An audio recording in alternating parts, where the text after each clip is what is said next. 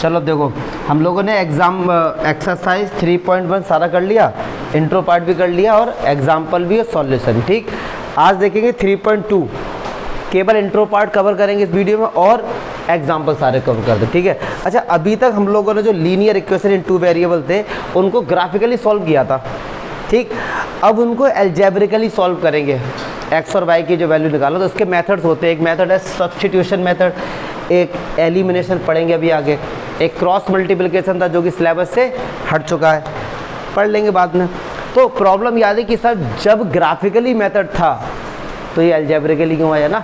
तो ग्राफिकली का क्या होता है, ग्राफिकली में आंसर हमेशा एग्जैक्ट नहीं आता है, उन्होंने कहीं पर कट किया है। तो आप एक अनुमान लगा लें, क्योंकि ग्राफ पेपर पे अगर मैं समझाऊं आपको, अगर याद आ रहा हो, ग्राफ पेपर को इस तरीके से ये छोटे छोटे पॉइंट से होते हैं ना, और इस तरीके से ये सब लाइंस होती हैं और ये सब कट करते हैं इस तरीके से, ऐसे तो कुछ होता है। फिर आप वहाँ पे देखते हैं, अगर मान लो वो बहुत ज़्यादा पास आ रहा है, किसी का आंसर आया 3.71, हो सकता है किसी का आंसर 3.73 आ जाए, अप्रॉक्स में आंसर आते थे, एग्जैक्ट आंसर आने बड़ी दिक्कत होती थी।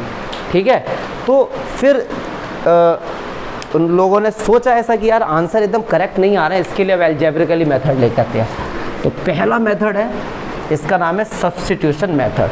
जैसे इसका नाम से ही पता लग रहा है, सब्स्टिट्यूशन मतलब, सब्स्टिट्यूशन का मीनिंग अगर हिंदी में जाए थोड़ा तो कहते हैं अदला बदली कर देना। ठीक है, मतलब क्या होगा, ये दो इक्वेशन हमारे पास है, सीधे एग्जाम्पल 4 सब के थ्रू आपको सब्स्टिट्यूशन मेथड समझाते हैं। ठीक है। अच्छा, यहाँ पे दो इक्वेशन हमारे पास है, कोई भी एक इक्वेशन को आप कंसीडर कर लो। सपोज ये फर्स्ट इक्वेशन है और ये सेकंड इक्वेशन है, तो हम लोग करेंगे क्या, कोई सी भी एक इक्वेशन, सपोज मैंने सेकंड इक्वेशन ले ली। ठीक, सेकंड इक्वेशन को लेता हूँ मैं। अब यहाँ से क्या करना है, या तो x को एक तरफ करो in the term of y, या y को एक तरफ करो in the terms of x। कहने का मीनिंग क्या है कि कोई भी एक वेरिएबल को एक साइड कर लो, बाकी सारे जितने नंबर सबको उस तरफ ले जाओ। ठीक, तो मैं क्या करता हूँ, अगर x की वैल्यू मैं निकालता हूँ तो ये y उस तरफ जाएगा, तो 3 माइनस, गॉट इट। ठीक है, तो ये x की वैल्यू आई है in the terms of y। x की जो वैल्यू निकाली है वो सेकंड इक्वेशन से निकाली है। अब यही x की वैल्यू उठा के इक्वेशन 1 में x की जगह पुट कर दो, तो put this value in equation first, मतलब जहाँ x है इक्वेशन फर्स्ट में उसकी जगह x की वैल्यू ये पुट करो। 7 है, 7 लिख दो, और x की जगह 3 माइनस 2y माइनस का 15y इक्वल्स टू 2। 7 3 जा 21, 7 2 जा 14y, माइनस का, मुझे नहीं लगता यहाँ तक कोई डाउट होगा। ठीक है, तो ये कितना होगा 21, और ये माइनस का 14, 29y।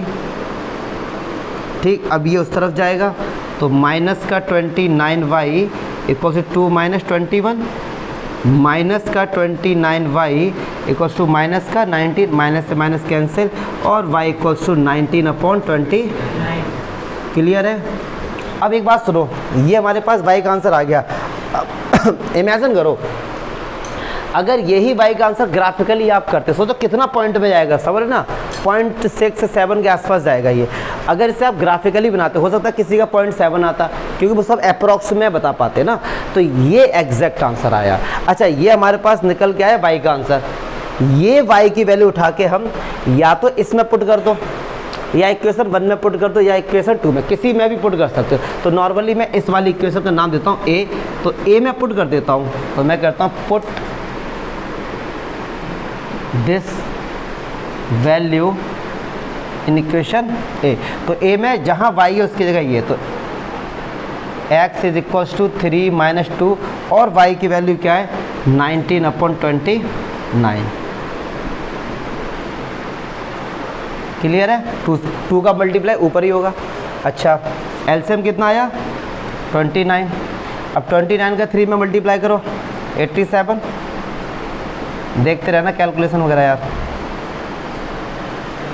अब करो माइनस 9 और 7 से 3 गया, तो ये हमारे पास क्या आंसर आ गया, x का आंसर आ गया।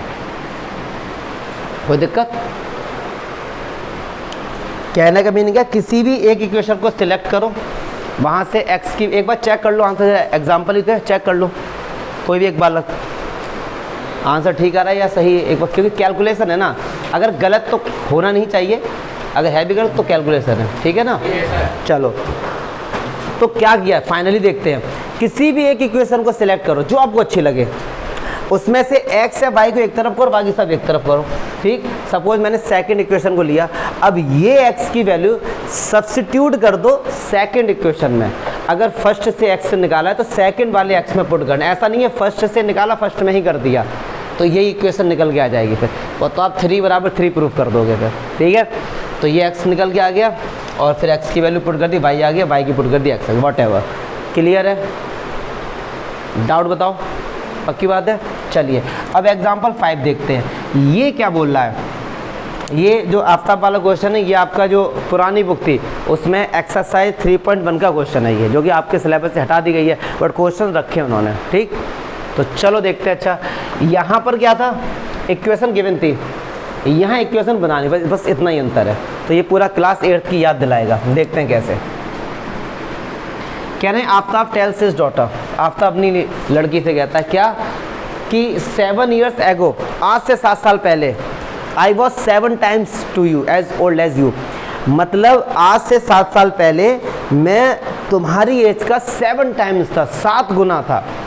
बट एक और कंडीशन बताता है कि ऑल्सो 3 years फ्रॉम नाउ, आज से 3 साल बाद, आज से 3 साल बाद, I shall be 3 times as old as you, और मैं तुम्हारी एज का 3 गुना होगा। तो क्वेश्चन है कि बताओ आफ्ताब की एज बताओ और उसकी डॉटर की प्रेजेंट एज बताइए। क्लियर है, ठीक है। चलो तो दोनों की एज हमको नहीं पता, तो लेट कर लेते हैं, let the age of Aftab x years और let the age of his daughter y year. अच्छा कह रहे 7 years है, फर्स्ट कंडीशन क्या है, 7 years 7 साल पहले। अच्छा आज से 7 साल पहले, अगर मैं कहूँ कि आज से जैसे अभी मेरी प्रेजेंट एज है 24, यू नो वेरी वेल, और सपोज़ आप लोगों की एज है ऐसी लेट करता हूँ 14, ठीक है, ये हम लोगों की प्रेजेंट एज है। 7 साल पहले मेरे से भी 7 साल माइनस कर दो और आपके से भी 7, तो 7 साल पहले तो हर कोई 7 साल कम हो जाएगा ना, मैं हुआ या आप हुए या मोदी हुआ, कोई भी हुआ या मोदी जी हुए, पक्की बात है 7 साल कम हो जाएगा ना भैया। तो ऐसे ही कह रहे हैं कि 7 years ago, 7 साल पहले, 7 साल पहले अगर मैं बात करूं एज ऑफ आफ्ताब, आफ्ताब की भी एज क्या होगी x - 7 years कम हो जाएगी। अगर मैं बात करूं उसके डॉटर की,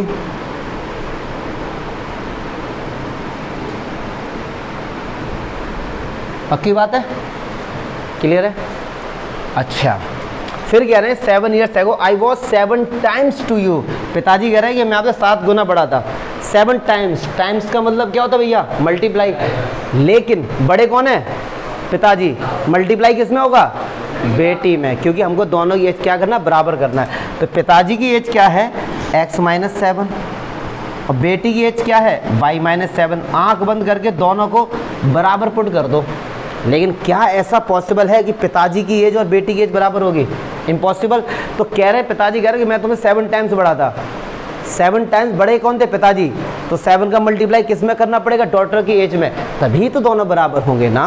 हाँ अगर इक्वल टू वाला साइन नहीं होता तो आप ये लिख सकते थे साइन, ठीक है, फिर आपको कहीं 7 का मल्टीप्लाई नहीं करना है क्योंकि पिताजी की एज बड़ी है। पर इस साइन को बोलते हैं इनइक्वलिटीज़, ये अभी हम लोग 11th क्लास में पढ़ेंगे, मैंने कल भी शायद बताया था ना। तो हमको साइन तो यार इक्वल का ही लगाना है, और पिताजी कभी भी डॉटर की एज के बराबर नहीं हो सकते, तो 7 टाइम्स बड़े पिताजी हैं, लेकिन मल्टीप्लाई किस में करना पड़ेगा, बेटी की एज में, तभी तो दोनों का भाई मामला बराबर बैठेगा। तो चलिए, तो x - 7, तो 7y - 49, ये इस तरफ आएगा x - 7y, और ये उस तरफ जाएगा तो माइनस का 42। ये तो एक इक्वेशन निकल के आ गई। क्या चमका, क्या पंखा बंद करें क्या, एसी वगैरह बंद करें क्या, तुम लोग नींद में लग रहे हो, हाँ जागे बेटे, बताओ कोई डाउट है तो। हाँ प्रखर को इससे मत बात करना, क्योंकि उसके ऊपर कुछ फंस गया, बोल नहीं पाता है वो। चलो अच्छा, तो 7 एगो ठीक है, यहाँ तक कोई दिक्कत। ये एक इक्वेशन आई है और दूसरी इक्वेशन भी हमको चाहिए। तो दूसरी इक्वेशन में उसका पिताजी कह रहा है कि आज से 3 ईयर्स फ्रॉम नाउ, आज से 3 साल बाद आगे की बात करें, मतलब जगह नहीं है हमारे पास, मतलब तो ठीक है, तो इसको थोड़ा सा हटा लेते हैं, ये तो सब छाप ही लिया होगा। चलिए सेकंड इक्वेशन देखते हैं। सेकंड कह रहे हैं 3 ईयर्स फ्रॉम नाउ,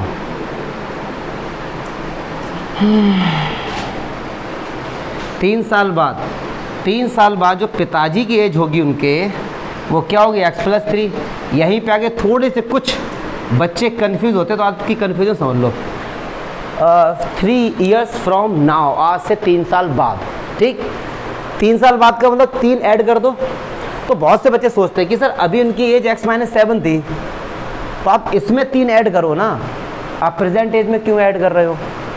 तो एक बात जान लो, ये क्लास 8th में भी मैंने बताया था, क्या जब कभी कोई भी नई कंडीशन आती है तो वो स्टार्टिंग वाले में ही अप्लाई होती है।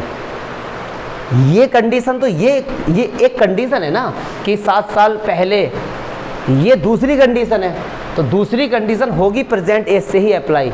3 साल बाद मतलब 3 हम प्रेजेंट वाली में ऐड करेंगे, ठीक है। जब 3 साल बाद आफ्ताब x+3 के हैं तो भाई डॉटर क्या होगी y+। अच्छा, फिर पिताजी की एज और क्या बेटी की एज कभी बराबर हो सकती है? कभी नहीं हो सकती। फिर इसमें कितना का मल्टीप्लाई होगा? 3 टाइम्स। किस में होगा? बेटी में होगा, क्योंकि दोनों को बराबर करना है। तो x+3 3y + 9 x-3y, ये उधर जाएगा, कितना हो गया? 6। भाई साहब निकल के आ गई 2 इक्वेशन। एक इक्वेशन ये आ गई हमारे पास x-3y = क्या चमका? 2 इक्वेशन आगे निकल के। अब क्या ये यही वाला क्वेश्चन नहीं बन गया? नियम तो ये कहता है कि मैं इसको अब यहीं पे छोड़ दूं और लिख दूं डू योर सेल्फ, लेकिन आप भी इतने मेहनती हो, आप भी यही लिख के आ जाओगे। तो मैं इसको तो चलो मैं कर देता हूँ। क्यों प्रखर, कोई है क्या गेट पे? मजे ले रहे हैं ऐसे? चलो मैं इसको सॉल्व कर देता हूँ। अब देख लो, छोड़ यार। चलिए भैया, नियम क्या बोलता है सब्स्टिट्यूशन में? किसी भी एक इक्वेशन को पकड़ो, फर्स्ट को लो या सेकंड को लो। बताओ किसको लो, आप लोग बताइए। सेकंड को। सेकंड सिंपल लग रही है, तो सेकंड को देखो। चलो x-3y = 6, x की वैल्यू निकालो यहाँ से, 6 + 3y, यस और नो। और ये इक्वेशन पुट कर दो फर्स्ट वाले में x की जगह, क्यों? अगर सेकंड से x की वैल्यू निकाल ली है तो फर्स्ट में पुट करना पड़ेगा। तो पुट इन इक्वेशन फर्स्ट, तो x की जगह 6 + 3y माइनस का 7y = माइनस का 42। तो ये हो गया 6 - 4y माइनस का 42, ये इस तरफ जाएगा।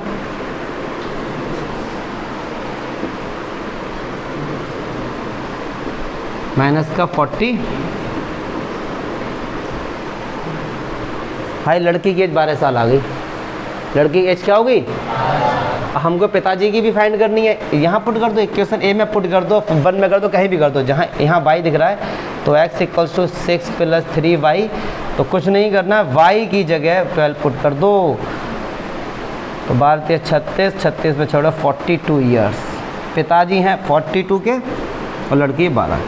अच्छा चलो, अब एक चीज़ देखो, वॉइस वाले आपका आंसर तो आ गया, बुक तो लेके जाओगे नहीं एग्ज़ाम में कि आंसर शीट से चेक कर लो। तो एग्ज़ाम में किसी भी आंसर को चेक करने के कितने तरीके? 2 तरीके। पहला पड़ोसी का देख लो, लेकिन वो थोड़ा सा रिस्की है। अब अपना तरीका क्या है? जैसा कंडीशन में बोला है कि भैया पिताजी की एज, आफ्ताब की एज आई है 42 और उनकी डॉटर की एज आई है 12, इसको चेक करते हमारा आंसर सही है या नहीं। उनके पिताजी कह रहे हैं 7 साल पहले, 7 साल पहले। अगर पिताजी 42 के हैं तो 7 साल पहले पिताजी कितने के रहे होंगे? 35 के। और लड़की की एज क्या रही होगी? 5 साल। 5 7 जा, मतलब बेटी 5 की है, पिताजी 35 के हैं, तो पिताजी देखो 7 टाइम्स बड़े हैं। सही बात है, ऐसा ही तो पिताजी बोल रहे थे, मतलब पिताजी झूठ नहीं बोल रहे थे। ठीक है, फिर कह रहे हैं 3 साल बाद। चलो पिताजी 3 साल बाद, अभी 42 के हैं, 3 साल बाद कितने हो गए? 45 के। लड़की 12 की है, लड़की कितने की होगी? 15 3 जा, पिताजी 3 टाइम्स बड़े हो गए, मतलब पिताजी दूसरी बार भी झूठ नहीं बोल रहे हैं। मतलब ओवरऑल हम कह सकते हैं पिताजी सच बोल रहे हैं। क्लियर है? पक्की बात है? कोई डाउट हो रहा है तो बताओ। पक्की बात है? नींद सी क्यों आ रही तुम लोगों को? बड़ा तबीयत नहीं सही, फिर भी तुम लोगों को बुला लिया आज मैंने। चलो छाप लो इसे अच्छे तरीके से। अंडरस्टैंड? चलिए एग्जाम्पल 6 कह रहे इन अ शॉप, आसान, the cost of 2 pencils and 3 erasers is 9 rupees and the cost of 4 pencils and 6 erasers 18. Find the cost of each pencil and each eraser. देखो दो है, इरेजर और पेंसिल, तो दोनों के प्राइस नहीं पता, तो let the price of pencil x rupees और इरेजर कितना हो गया जी? y rupees. अच्छा पहली कंडीशन देखो, अगर एक पेंसिल x रुपीज़ की है, इसने कितनी ली है? 2 पेंसिल, तो दोनों के रेट कितने होगा? 2x। और अगली 3y इज इक्वल्स टू 9, और अगली 4 पेंसिल ली है और 6 इरेजर लिए, आंसर कितना आ गया? 8। कह रहे भैया बताओ, अब सुनो, खैर ये एग्जाम्पल था तो सॉल्यूशन पे तो नज़र पहुंची जाती है। एग्जाम्पल पढ़ते समय एक आंख एग्जाम्पल को देखती है, दूसरा सॉल्यूशन को देखती है, ये भी आंखों का खेल है। बट एक चीज़ बताओ, जब कभी भी pair of linear equation solve करने को आते हैं अलजेब्रिकली, ठीक है, तो नॉर्मली बच्चे कहते हैं सॉल्व करके आते हैं, वो मैं आपको बताता हूँ नॉर्मली। अब आपसे बोला गया कि ये सब्स्टिट्यूशन से सॉल्व करो, ठीक, तो चलिए मैं इक्वेशन सेकंड को लेता हूँ। फ्रॉम इक्वेशन सेकंड मैं x को एक तरफ रखता हूँ, तो 4x और ये तो जाएगा माइनस में हो गया, क्या सॉल्व नो? 4 का x के साथ मल्टीप्लाई हो रहा है, इधर जाकर क्या होगा? डिवाइड, तो x की वैल्यू आ गई 18 माइनस 6y अपॉन, क्या चमका?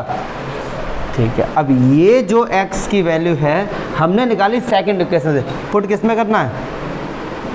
Put in equation first. चलो भैया पुट करो, तो ये 2x है, x की जगह 18 minus 6y upon 4 plus 3y equals to 9। अब ये 2 का क्या होगा? कैंसिल हो गया, ठीक है, तो यह 18 minus 6y upon 2 plus 3y upon 1, LCM कितना आया? ये तो समझ गए होगा ना, y की बंद कर लिया, एलसीएम आया 2, तो चलो ये हो गया 18 माइनस 6y प्लस 3 2 जा 6y से 6y कैंसिल, 2 का इसके साथ क्या हुआ? मल्टीप्लाई, 18 बराबर 18 प्रूफ कर दिया। क्या हमने आज कितनी नई बात बताई तुमको? क्या कि 18 18 के बराबर होता है, 18 18 के, इससे पहले पता था आपको ये बात? डाउट होता था ना कि 18 19 के बराबर होता है या 18, डाउट तो था। आज ये डाउट तुम्हारा खत्म हुआ है कि 18 बराबर 18। जब कभी आप ऐसा प्रूफ कर दो, निकालना था x और y, आ गया 18, निकालना क्या था? x और y, अब y से y कैंसिल हो गया, तो आप लिख के आएंगे कि this pair of linear equation in 2 variable have infinite many solution, इनके कई सारे सॉल्यूशन होंगे, ठीक है, पक्की बात है। After solving if you are getting any constant is equals to any constant, that you can say कि infinite many solution, got it. लेकिन आप लिख के आ जाएंगे जैसा एनसीईआरटी में दिया गया कि इनफाइनाइट मैनी सॉल्यूशन, ठीक है। अब एक चीज़ और बता दूं आपको, जब कभी भी ऐसे क्वेश्चंस आए तो सबसे पहले आप a1/a2 b1/b2 c1/c2 चेक कर लो। अगर हमने स्टार्टिंग में ही चेक कर लिया होता तो हमें इतना झमेला करना ही नहीं पड़ता, क्योंकि अगर तीनों बराबर आ जाते तो हम कहते कि भैया इनके इनफाइनाइट मैनी सॉल्यूशन है, तो there is no need to solve like that, clear ना। तो सबसे पहले चेक कर लिया करो, क्योंकि अब आप कहेंगे सर हम किन किन क्वेश्चन चेक करें? अरे भाई साहब बोर्ड में एक ही तो क्वेश्चन आएगा, ऐसा तो नहीं है बोर्ड में कि यही चैप्टर घुसा होगा पूरा, एक क्वेश्चन आएगा कोई, उसमें चेक कर लेना। तो सबसे पहले चेक करो कि a1/a2 b1/b2 c1, अगर ये बराबर हैं तो डायरेक्ट लिख देना इनफाइनाइट मैनी सॉल्यूशन, क्लियर है, ठीक है। अच्छा अब सुनो, अब इनफाइनाइट मैनी सॉल्यूशन आ गए, इसका मीनिंग क्या हुआ कि कई सारे सॉल्यूशन होंगे, तो कोई एक तो बता दो उनको, यस और नो। हाँ अगर पैरेलल है तो नो सॉल्यूशन। तो अभी अगला क्वेश्चन उसी पर ही है, अगला क्वेश्चन उसी पर ही है कि जब नो सॉल्यूशन है तब क्या होता है। पहले एक एक करके करते हैं। तो इसके इनफाइनाइट मैनी सॉल्यूशन है, तो आप लिख देना इनफाइनाइट इक्वेशन है infinite many solution, infinite many solution, ठीक है, या मैनी इनफाइनाइटली सॉल्यूशन। तो कोई एक सॉल्यूशन उनको दिखा दो। अच्छा एक चीज़ देखो, ये दोनों देखा जाए जब इनफाइनाइट मैनी सॉल्यूशन आते हैं तो दोनों इक्वेशन एक ही होती हैं, ऐसा और नो। अब एक काम करो ना, इसमें 2 से मल्टीप्लाई करो तो 4x 6y 18, यही तो आ गया। कायदे में ये दोनों इक्वेशन हैं एक ही। जब एक ही इक्वेशन को सॉल्व करेंगे तो इनफाइनाइट मैनी सॉल्यूशन आएगा। तो कोई सी भी एक इक्वेशन उठा लो, 2x + 3y = 9, ऐसे में पुट कर दो जो अच्छा लगे। मैंने x की जगह 0 पुट कर दिया मान लो, ठीक। तो ये पूरा 0 हो गया, तो y की वैल्यू क्या आएगी 3। तो एक सॉल्यूशन हो गया 0, अब एक बच्चा 2 पुट कर दे 1 पुट कर दे, ऐसे आंसर आते जाएंगे, ठीक है। ऐसे करके आओगे बोर्ड में तो भी फुल मार्क्स मिलेंगे। अगर पहले ही चेक कर लेते A1/A2 B1/B2 C1 तो भी फुल मार्क्स मिलते। लेकिन एक सॉल्यूशन तो दिखा के आना पड़ेगा आपको, क्लियर है दीपेश? पक्की बात है ना, एक सॉल्यूशन दिखा के आना पड़ेगा। हाँ बताओ, ठीक है, हटा दो इसको। नेक्स्ट एग्जांपल देखते हैं, चलो चलो देख लो भैया, लास्ट एग्जांपल है 3.2, एग्जांपल 7। कह रहे हैं 2 rails are represented by the, बेटे देख लो, 2 रेल हैं, उनकी इक्वेशन गिवन है। थोड़ा सा फिजिक्स में लेके चले गए हैं, और एक रेल की इक्वेशन ये है। अब यहाँ पे देखो, वैसे मैं जानबूझकर ये बात बता रहा हूँ, ये इक्वेशन तो पहले ही गिवन है, ठीक है, मैं तो सॉल्व करना है और नॉलेज के लिए बता रहा हूँ। ये कह रहे हैं कि ये 2 रेल हैं, ये रेल की इक्वेशन गिवन है, तो सर यहाँ पे एक्स वाई क्या होगा? हो सकता है टाइम और डिस्टेंस हो, एक्स को टाइम ले लिया, वाई को डिस्टेंस ले लिया, कुछ ना कुछ तो होगा ना, तो कुछ भी हो सकता है। ये केवल आपको ऐसे ही बता दिया। इक्वेशन गिवन है और ये कहना है will the rail cross each other, क्या ये 2 ट्रेन की जो इक्वेशन है, क्या ये दोनों ट्रेन आपस में एक दूसरे को क्रॉस करेंगी? क्रॉस करेंगी मतलब इंटरसेक्ट करेंगी, ठीक है, पक्की बात है। अच्छा वैसे अंडरस्टूड है यार, ट्रेन कैसे क्रॉस करेंगी? भिड़ नहीं आएंगे आपस में, कितनी सवारी होती है उनमें। तो इसका आंसर आंख बंद करके भी नो सॉल्यूशन बोल सकते वैसे, लेकिन फिर भी चलो देखते हैं इसको। अभी तो हमको नहीं पता, तो वही वाला नियम x A1 B1 C1 C2 कर लेते, बट फिर भी चलो मैं क्या करता हूँ, इक्वेशन सेकंड में से, या चलो हर बार सेकंड से लेते हैं, इस बार फर्स्ट से। फ्रॉम इक्वेशन फर्स्ट x की वैल्यू निकालो, बात नहीं करो यार, तो इधर जाएगा +4 -2y, तो x = 4 - 2y, गॉट इट। अब ये x की वैल्यू उठा के सेकंड इक्वेशन में पुट कर दो। देखो मैं तो ये समझाता हूँ, तुम बोर्ड में ऐसे मत करके आ जाना, हाँ इतना कॉपी मत करना, समझाता हूँ बस के बाद। तो ये 2x है, 2 को ऐसे लिखो, x की जगह 4 - +4y, 4 × 2 = 8, 4y और -4y -12, ये सही हो गया। 8 - 4 = 0। हमने प्रूव कर दिया कि -4 और 0 आपस में क्या होते हैं, बराबर होते हैं। अभी तक हमने जो पढ़ा था वो गलत पढ़ा था, आज हमने प्रूव कर दिया कि -4 = 0। तो ऐसा तो नहीं पॉसिबल है ना, अभी 18 = 18 हुआ था, वो तो ठीक है। हमने क्या प्रूव कर दिया भैया कि -4 = 0। x और y तो छोड़ो, क्या हो गया दोनों जगह। अच्छा अरे तुम तो मौज ले रहे, बोल दो यार उधर से, मौज ले रहे हैं कि देखो सर को बात बताएंगे जब वीडियो पॉज करेंगे, एडिट करवाएंगे इनसे। टीचर की असफलता बच्चों की सबसे बड़ी सफलता होती है। टीचर की थोड़ी सी भी गलती हो जाए फिर सब लोग घेरा नॉलेज, रुक जाओ अभी नहीं कहेंगे। उस माहौल का इंतजार करेंगे जब सब लोग समझें। अरे बोल दो तो -, ठीक है, तो -4y से +4y कैंसिल कर सकते हैं भैया, तो -4 = 0 हो गया। तो यहाँ पर ऐसा तो इम्पॉसिबल है ना, तो ऐसा कभी भी नहीं होगा कि ये दोनों ट्रेन आपस में क्रॉस करेंगे, तो हम लिखेंगे नो सॉल्यूशन, हम लिख देंगे नो सॉल्यूशन।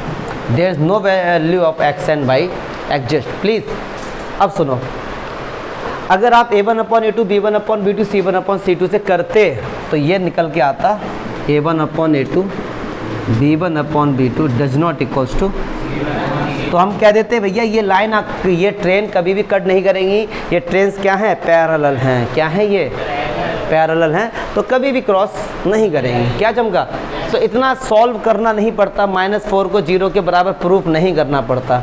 क्लियर है जी? क्या एग्जाम्पल ख़त्म माने? 3.2 के एग्जाम्पल ख़त्म? पक्की बात है? हटा दें, ख़त्म करो।